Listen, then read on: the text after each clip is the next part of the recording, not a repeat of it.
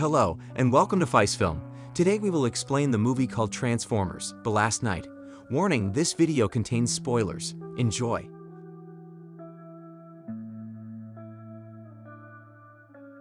The movie begins in medieval England when King Arthur and his knights are losing and being trampled by enormous cannonballs in a war. Merlin, Arthur's chief advisor/sorcerer, is his final attempt to save them. The other warriors see Merlin as nothing but a drunkard. After finishing his beer, Merlin seeks out a Cybertronian knight to request assistance in the battle. Merlin receives a potent staff from the knight that will give him command over Dragonstorm. By using the staff, Merlin summons Dragonstorm to assist Arthur and his troops in defeating their opponents. Jumping to the present, Optimus Prime has been disoriented while on a quest to find his progenitors. He is seen petrified and drifting across space. Since the conflict in the fourth movie, the Transformers have been forbidden on Earth. The majority of the Autobots have disappeared, with Topspin and Agent Simmons perhaps fleeing to Cuba. Since years ago, Santos and the Transformers Reaction Force have been working to destroy any Transformers they stumble into. In 3 days, a NASA engineer spots something approaching Earth. It's Cybertron, the planet. Meanwhile, a bunch of children in Chicago flee to the city's wreckage and discover a pod with a Cybertronian knight. An Autobot named Canopy, owned by a small girl named Isabella who is somehow looking after a tiny Autobot named Squeaks, destroys the Sentinel.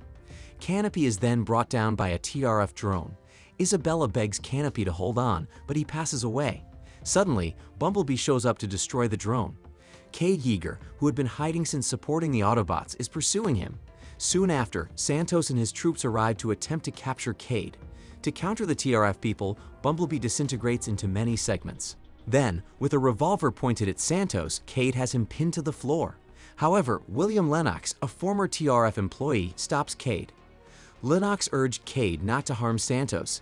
Immediately following their altercation, Cade visits the knight in his capsule. The knight passes away, but not before handing Cade a magical amulet. While posing as a police car, the Decepticon barricade has been watching all that has happened. Following that, Optimus crashes into the remains of Cybertron. The Infernocons are holding him down. Quintessa, who appears to be one of Cybertron's founders, approaches Optimus.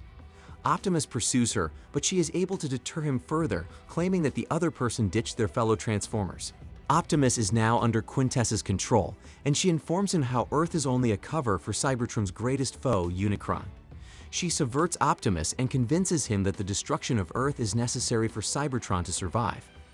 Optimus takes Quintessa's offer to give him a second opportunity at repentance.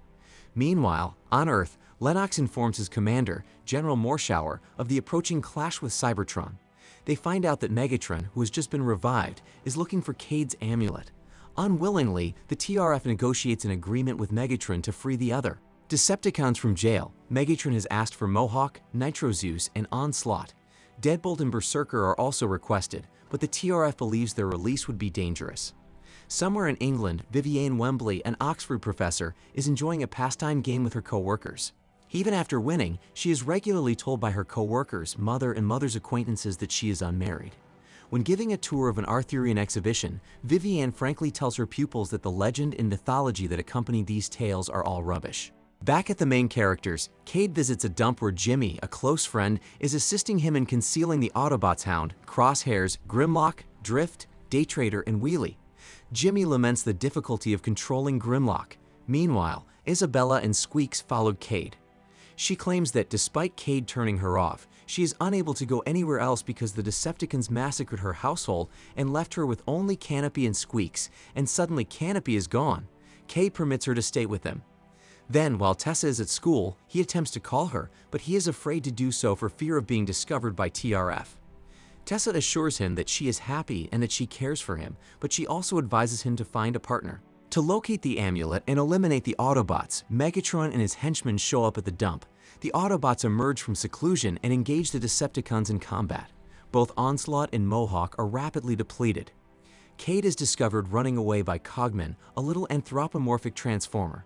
While searching, he almost loses Cade as the drone attacks him. Cade gradually agrees to accompany him. The Witwickens have just been guarding the Transformers while the Transformers have indeed been assisting humans throughout history. In a prologue, the Transformers are seen aiding Americans in their fight against the Nazis. Viviane is driven to Sir Edmund Burton's home by the Autobot Hot Rod, where she encounters Cade and Cogman. Burton describes to Cade and Viviane the Witwicken Order's history, which dates back to King Arthur. Burton also makes reference to the Staff of Merlin, which can only be used by Merlin's descendant. He confessed that she is the last of Merlin's descendants. Until his passing, her dad kept this hidden. She must use it to stop something terrible from happening. The amulet that encircles Cade picked him because it believed he was a man of honor.